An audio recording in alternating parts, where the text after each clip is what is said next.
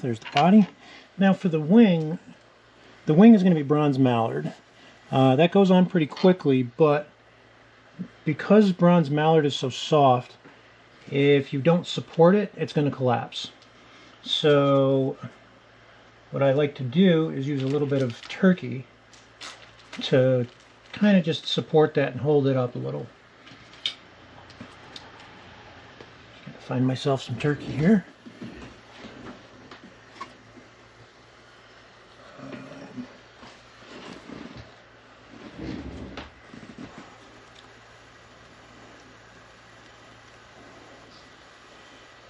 Don't really need a whole lot.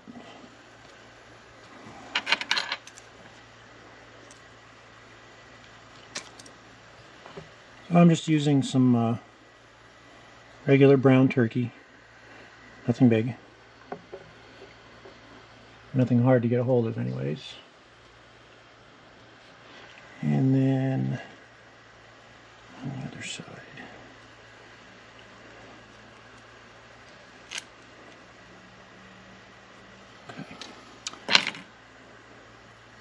So for the slips to hold the wing up, they don't have to be big, they're not full-sized wings. So I'm just taking these, line them up and make them look good. And again, they're just there to support that bronze mallard and hold it up. So we'll put that in, we'll make a gentle loop. We'll do a second one, and then we're going to let the bobbin hang and let the weight of that kind of draw that down. And then we can take this end, pick it up, and kind of move it. Kind of adjust it into place. And 2 more wraps. That should give us something good to support our bronze mallard.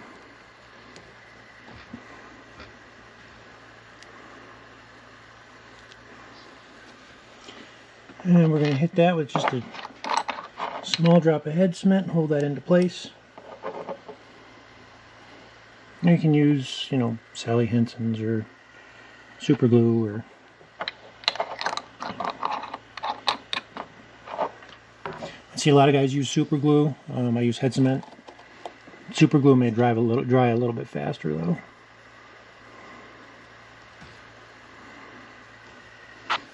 Alright, so while that sets up, I'm going to grab the bronze mallard.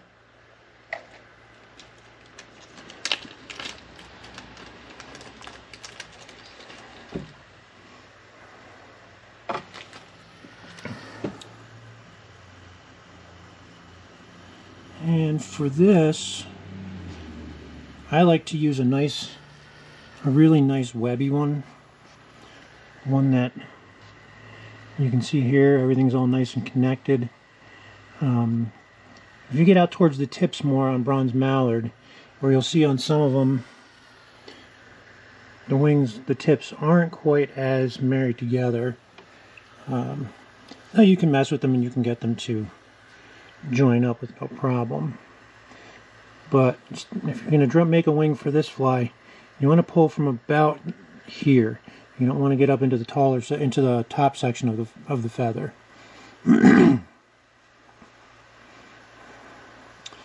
So now we're going to go and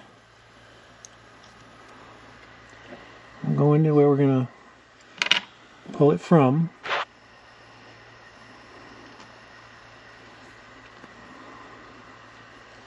You can probably take it from a little bit farther down. What we do is just find that spot where you're going to start and clip it.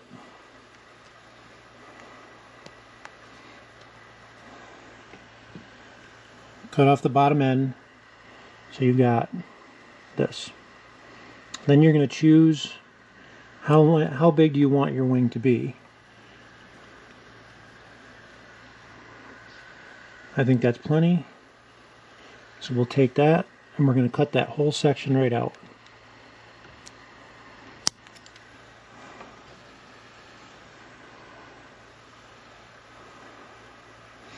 After you've cut that out, make sure that you line everything back up. Make sure none of the tips are crisscrossed. None of the fibers are crisscrossed throughout. You want them to be all nice and even. And all married together.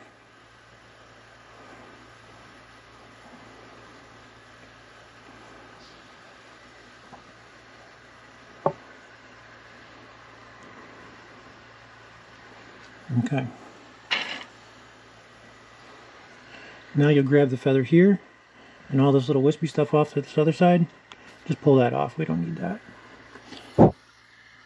And I'm going to do that for the other feather. On the other side.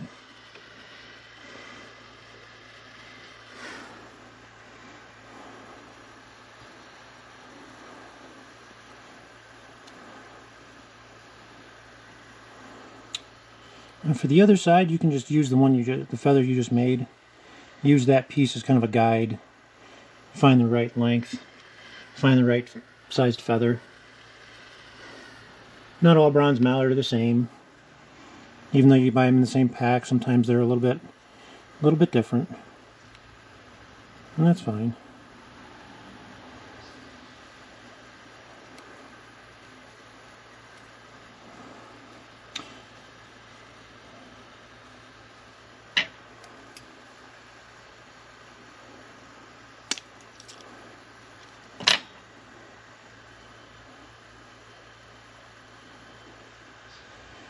Leaving that center stem on there, leaving that rachis, is going to help tremendously when setting your wing.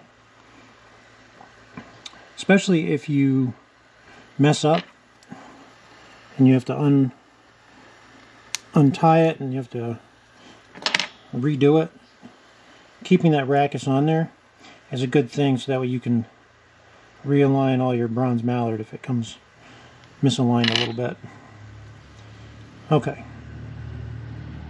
so now the next step that we do here is we take each piece of bronze mallard and you want to grab the rachis and pull on it, so that way everything straightens out. You want to make this as straight as perpendicular to that rachis as you can. I'm going to go and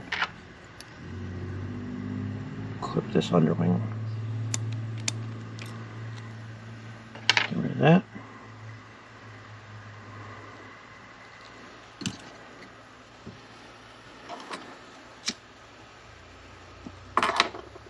Just going to add a small amount of wax to right here.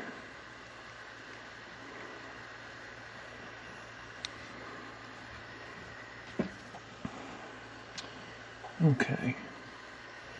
So I actually think this wing's going to be a little on the big side, so I'm going to trim it down just a bit.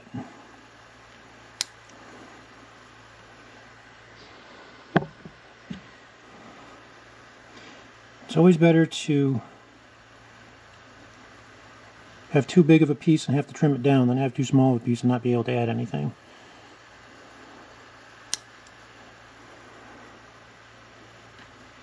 Okay, let's try that.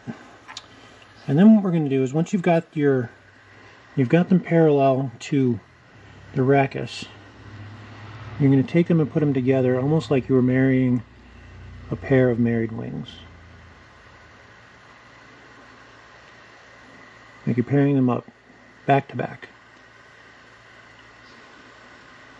This is how I do it. Other people may do it differently.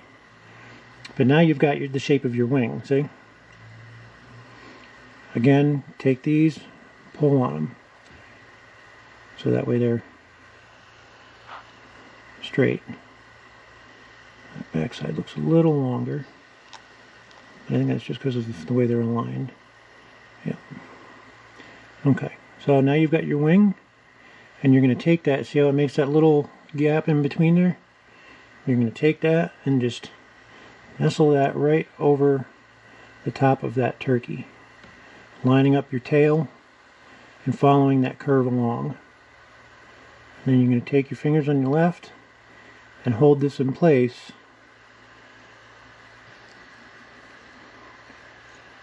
And you're going to do one loose wrap,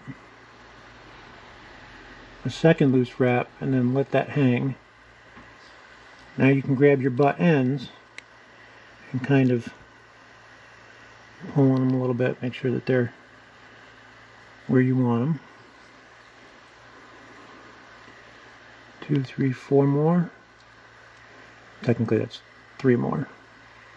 And then you should be able to let go and have your wing.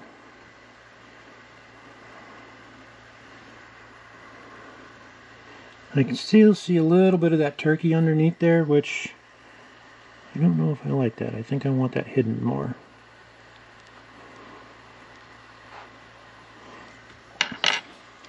I'm going to take these off real quick. See, this is the perfect reason of why you leave these attached. If that was clipped off, that pair of bronze mallard would be no good. So I'm actually going to take these and just pull on them a little bit, orientate them up in the air like that. Hopefully that'll get them far enough up that we're not going to see them under the wing too bad. And then we go back to the same deal. Back to back.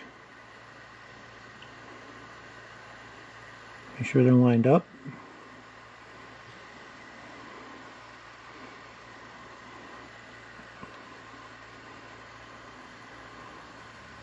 All the tips are lined up. Good to go. Set that right down over that.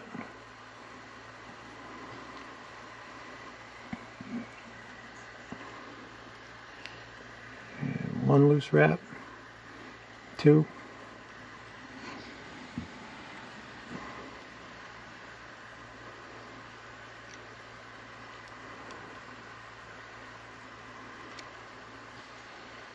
And 1, 2, 3. And let's see. Here we are. Much better. I see a hair of that turkey sticking out from under there, but you know what? I can take it. I'm alright with that.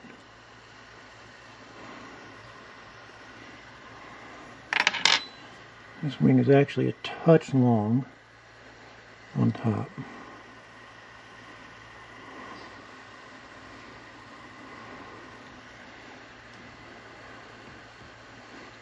But I'm going to leave that.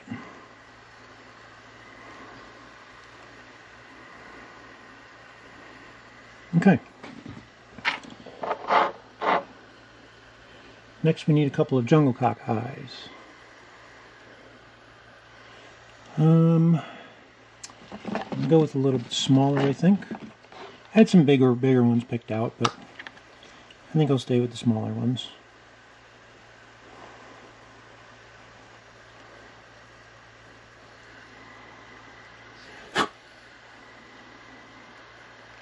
That's a good one.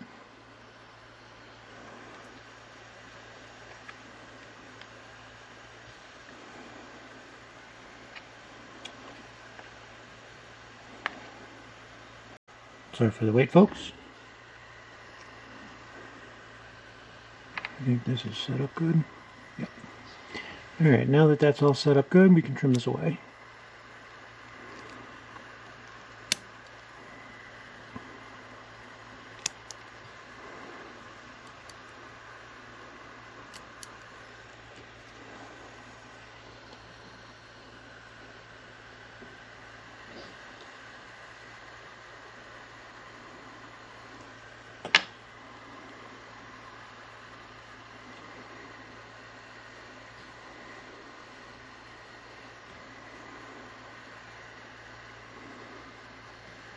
There we are. One. And number 2. That wasn't number 2. That's number 2.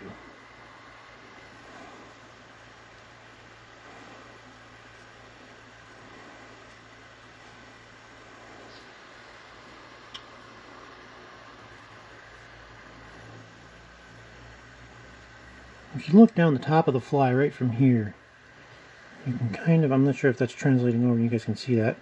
You can line up your eyes almost perfectly doing it that way. And then I'm going to back wrap. That way I'm using as few wraps as possible to get those eyes on there.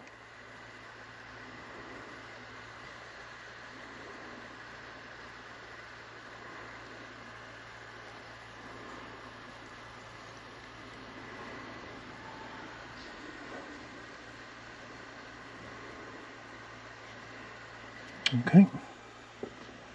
Next we just got to do some toppings. So for the toppings, I've got a few that I've picked out here. I want to do 2 toppings.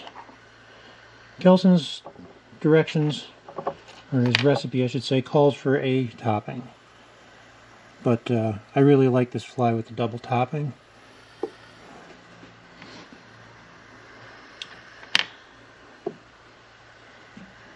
So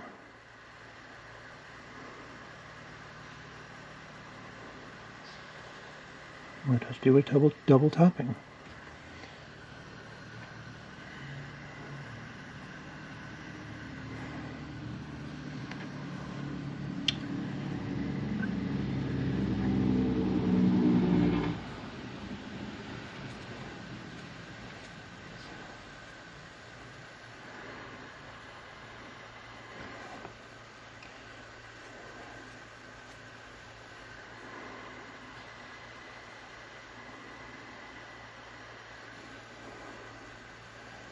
At the moment, I'm just pulling away any of the fibers that are in the way from at the tie-in point.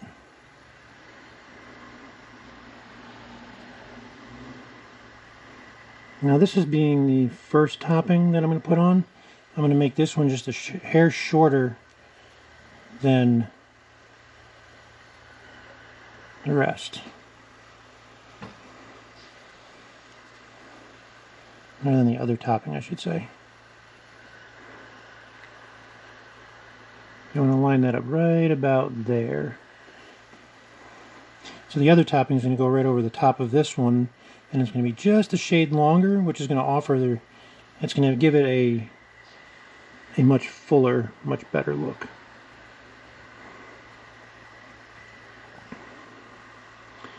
And now when tying with an eyed hook like this, you can actually go right down through the eye. And that actually helps quite a bit. Just being able to line up your topping.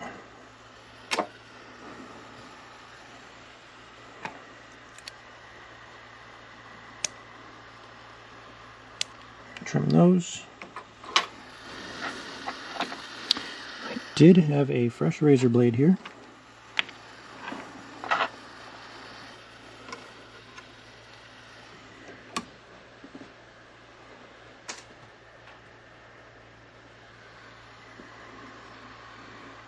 I just want to trim this down a little more.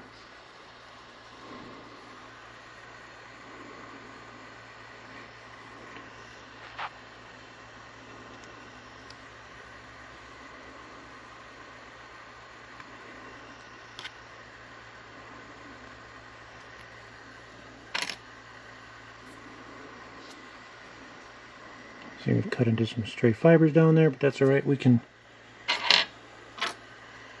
take care of that, no problem.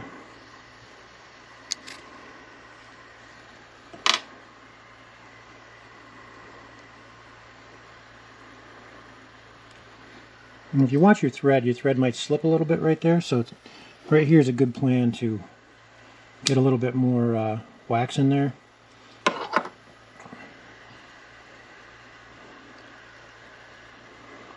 That's going to help your topping stay on a little bit easier. And it's going to keep everything together. Keep your thread from sliding. If you're new to the channel, wax is a great thing to have, and it's a great thing to use. You got to learn the right amount to use and when, but cobbler's wax in general is it's a necessity for this.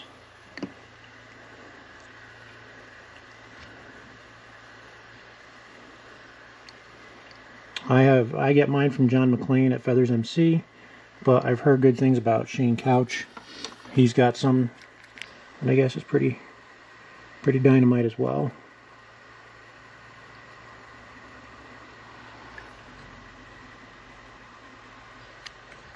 Okay, takes care of that. Now back to our topping. And drop that down through the eye.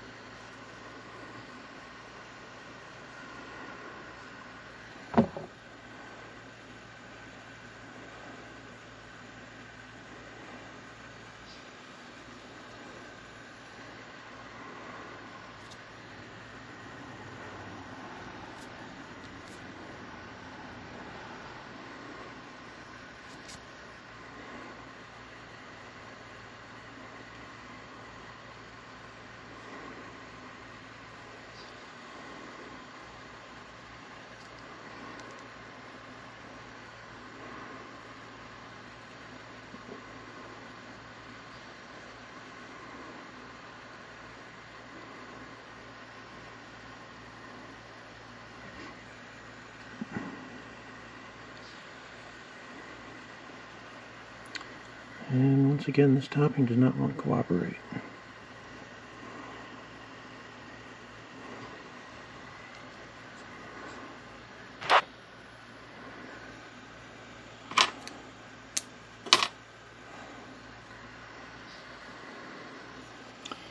So what I'm going to do here is wax the thread. I'm also going to pinch the rachis on this topping.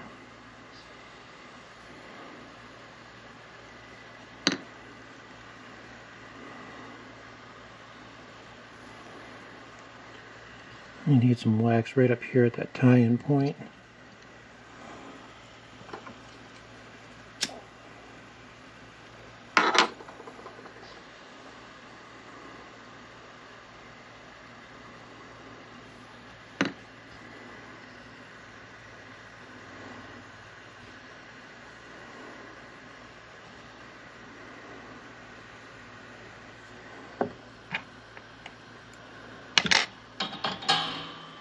Now to pinch the rachis, I'm just using a pair of flat nose pliers.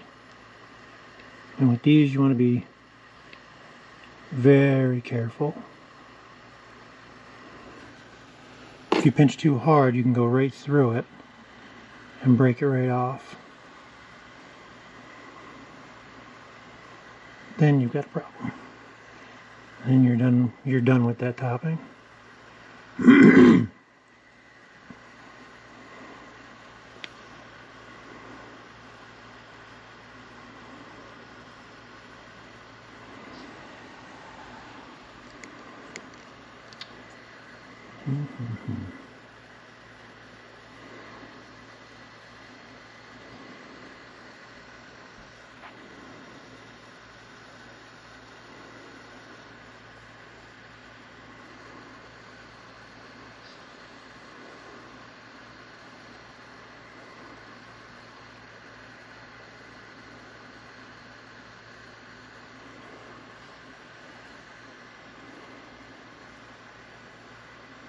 It's kind of safe to say toppings are not my strong suit, but with right patience I can get them done.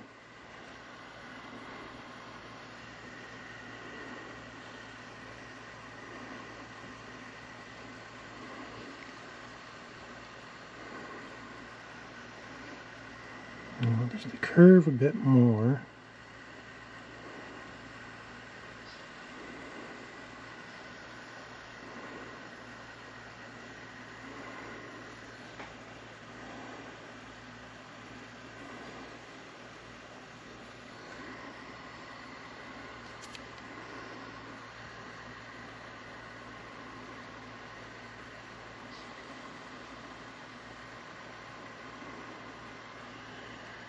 Let's try not going through the eye. I don't think it was hindering me, but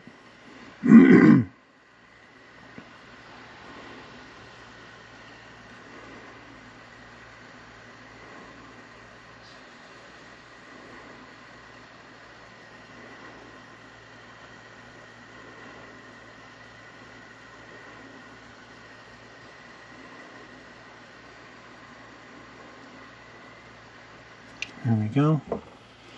That's what I was looking for. And then we'll put another one over the top of that. That'll extend just a little bit. Pardon me. Sorry about that. And we'll one more that'll extend just a little farther than that.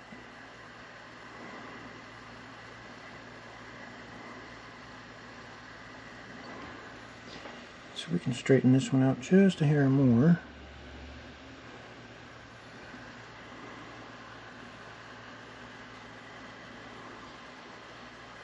Bingo.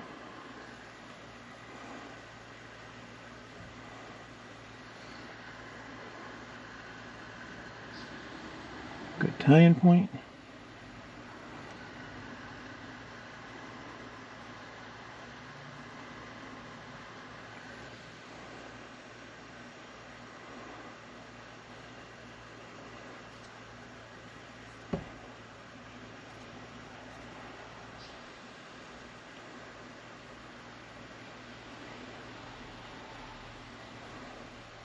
Now I'm just getting my bend correct.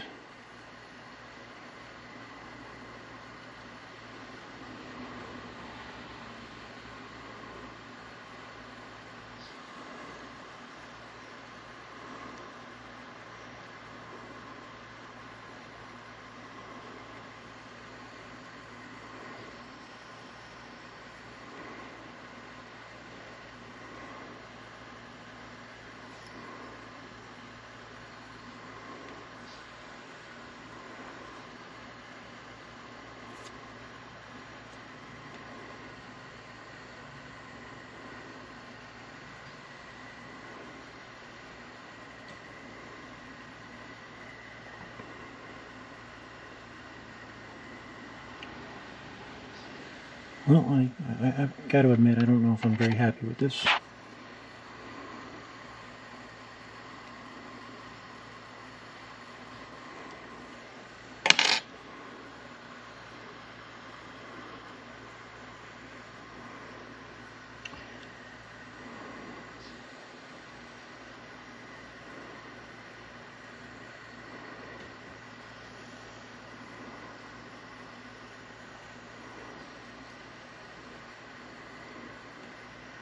I'm sure some of you are screaming at your computers right now, or at your TV screens.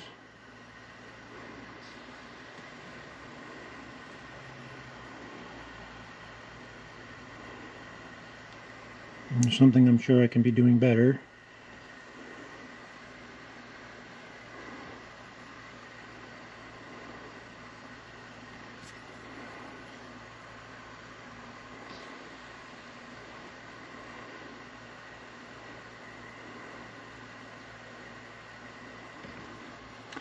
Somehow this fly is just not doing well for me today.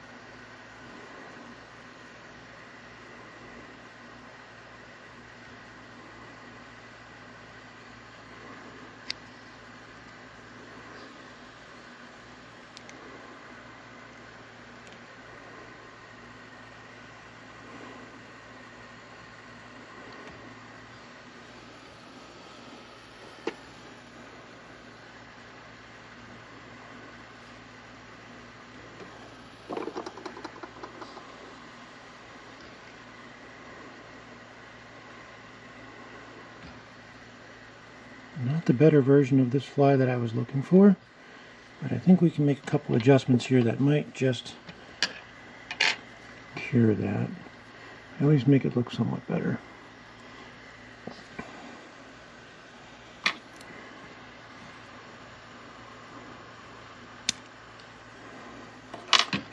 Get rid of those.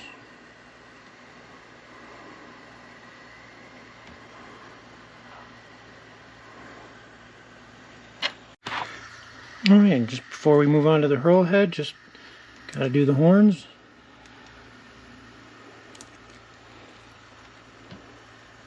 She'll be complete.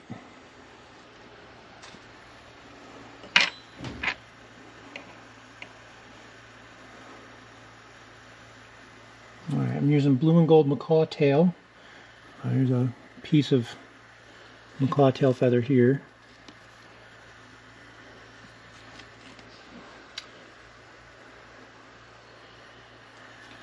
And we just take the a little bit of movement here in this topping.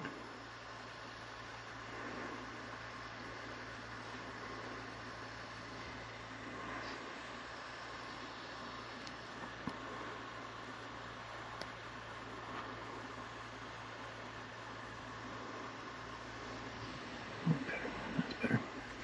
Okay. Let's take our horns. I'm going to make these a little long. I'm going to have them come off the back of the fly, almost over where the bend of the hook is.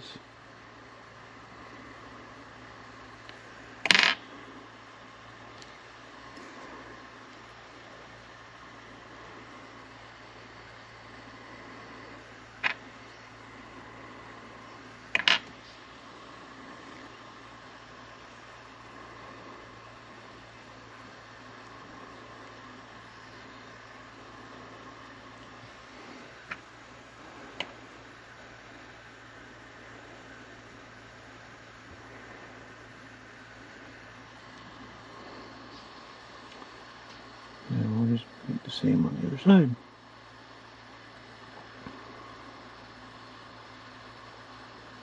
Make sure those horns are the same length.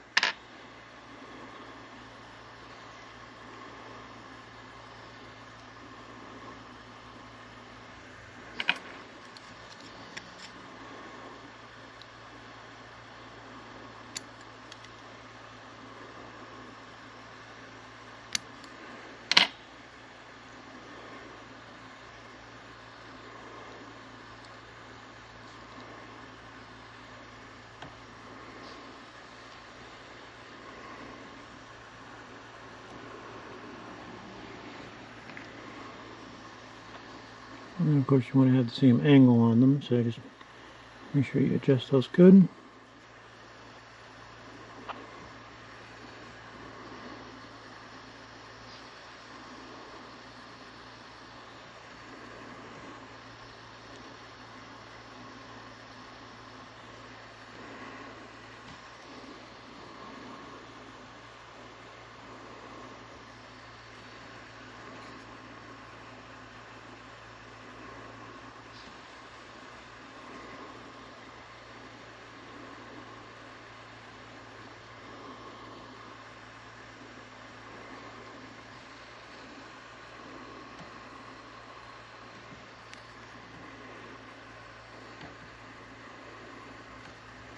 We'll make a few more. We'll make all the adjustments here in just a little bit as soon as we're done with this head.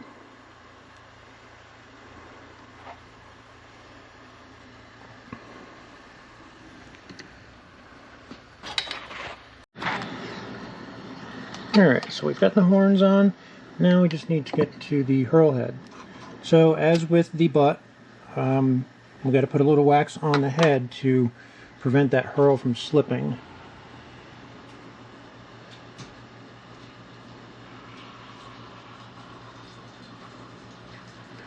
And some cobbler's wax. We'll get that on there. That's kind of a lot, but that's alright. Get our piece of hurl.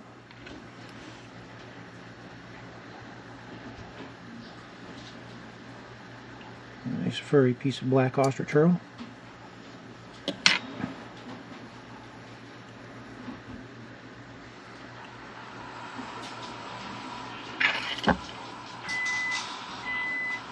Apologize for the beeps. It's dinner time in the Lamont household, so just bear with it. Alright, so for the hurl head, if you haven't seen how I do this, I actually learned this from watching Ryan Houston's channel. He's got some great tips and tricks over there. Alright, so you take a thread, doesn't matter what kind of thread.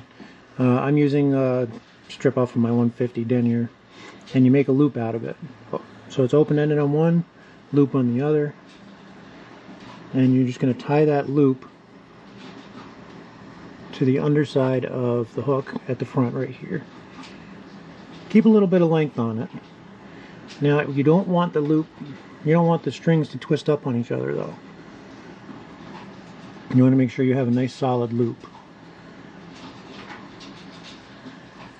And then get the loop on the bottom side of the fly and as close to the hackle as you can with your thread in the same spot. As close to that as you can. Now,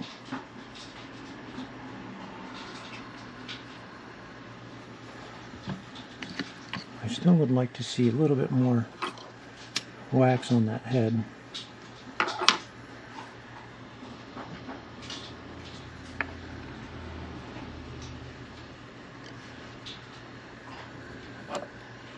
There's not really very much on the front part.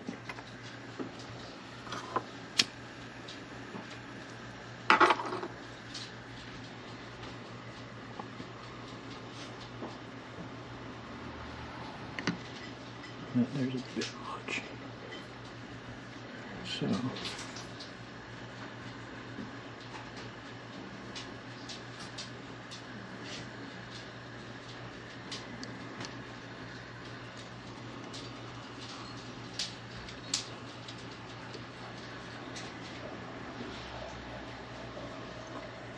there we go. Now we attach our loop.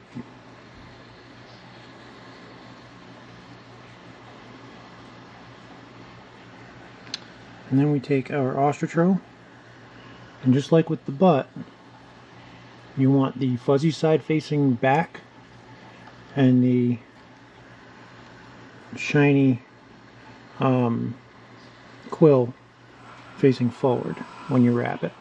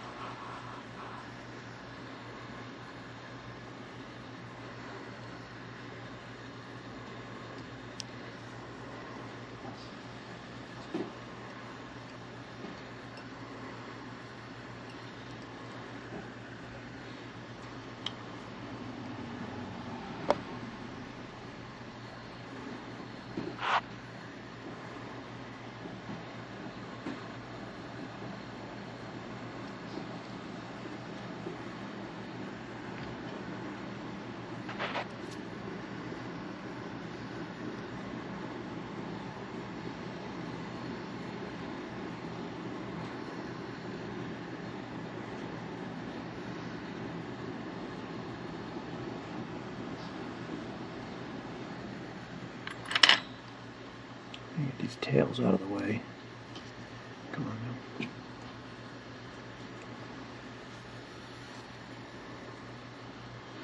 now. Alright.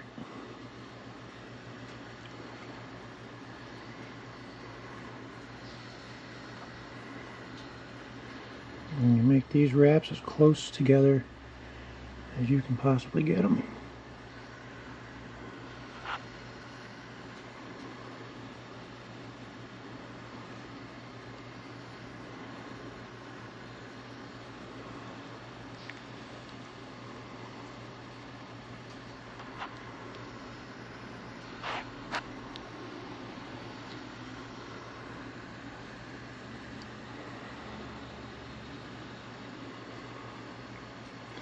I'm going to try for one more wrap here. Nope.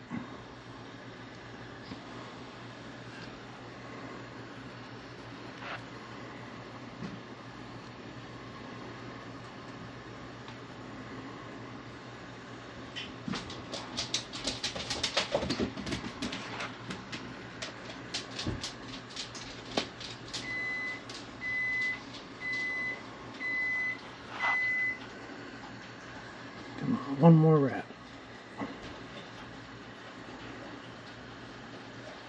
Let's have it. And to complete this, you're going to grab that ostrich hurl and you're going to bring it through this loop. Once you're able to bring it through this loop, you grab these two other ends here and pull.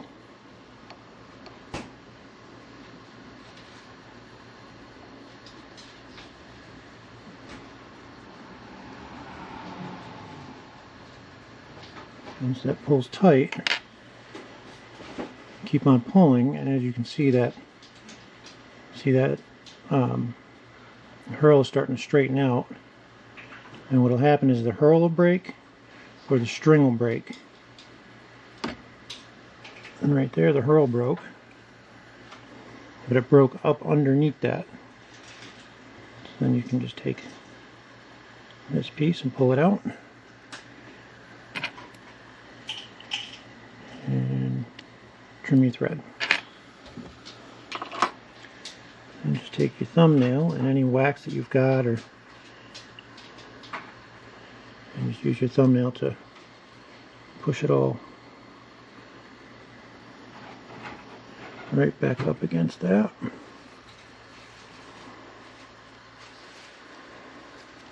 And there's our completed Thunder and Lightning salmon fly.